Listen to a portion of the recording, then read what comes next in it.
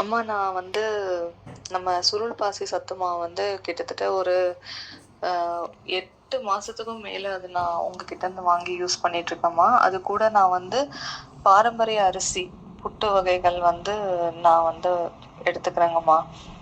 இதோட பயனை வந்து நான் கண்டிப்பா சொல்லியே ஆகணுங்க. நான் உங்களுக்கு தைராய்டு ரிசல்ட் வந்து 2023ல நான் கத்தார்ல இருக்கப்ப உங்களுக்கு தைராய்டு ரிசல்ட் ஒன்று அனுப்பிச்சிருக்கேன் பாருங்கம்மா. அப்போ எனக்கு தைராய்டு வந்து கொஞ்சம் ஹையாகவே இருந்ததுங்க. இப்போ பார்த்தீங்கன்னா இந்த சுருள் பாசி சத்து மாவு காலையில் டீ காஃபி, ஆக்சுவலாக எனக்கு டீ சாப்பிட்றது ரொம்ப பிடிக்கும், ஃபில்டர் காஃபி ரொம்ப பிடிக்கும்.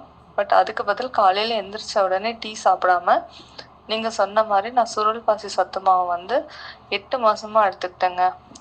அதே மாதிரி இந்த டீ வந்து என்னால் தவிர்க்கவும் முடியல. அதனால என்ன பண்ணுவேன்னா காலையில் பிரேக்ஃபாஸ்ட்டுக்கு அப்புறம் ஒரு 11 மணி போல் நல்லா இஞ்சிலாம் தட்டி போட்டு நான் டீ சாப்பிடுவேங்க.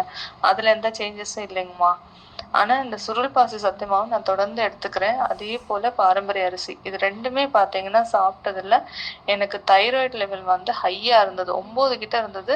இப்போ 0.9 அவ்வளோதான் இருக்குது. ஆக்சுவலாக 0.3ல இருந்து உங்களுக்கு ஒரு ரேஞ்ச் வரைக்குமே அது தைராய்டு லெவல்னு கொடுத்துருப்பாங்க.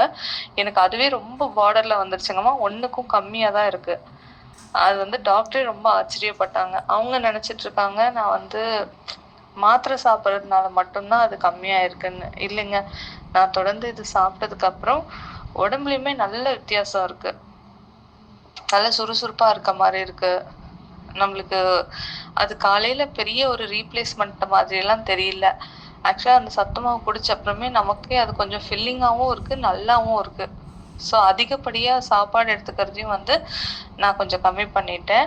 முழுக்க முழுக்க பாரம்பரிய அரிசி வந்து மாறணும் அப்படின்னு இப்போ கொஞ்சம் கொஞ்சமாக மாறிட்டு வரேங்க. வாரத்தில் எப்படியும் ஒரு 2லேருந்து 3 நாள் நான் கண்டிப்பாக வந்து பாரம்பரிய அரிசி தாங்க எடுத்துக்கிறேன். இது உங்களுக்கு சொல்லணுங்கிறதுக்கு தான் இந்த பதிவு அமைச்சிருக்கேங்கம்மா. ரொம்ப ரொம்ப நன்றி. நீங்கள் இதை எங்களுக்கு அறிமுகப்படுத்தினதுக்கு உங்களுக்கு ரொம்ப ரொம்ப நன்றி. இறைவனுக்கு நன்றி, பிரபஞ்சத்துக்கு நன்றி. நன்றிங்கம்மா.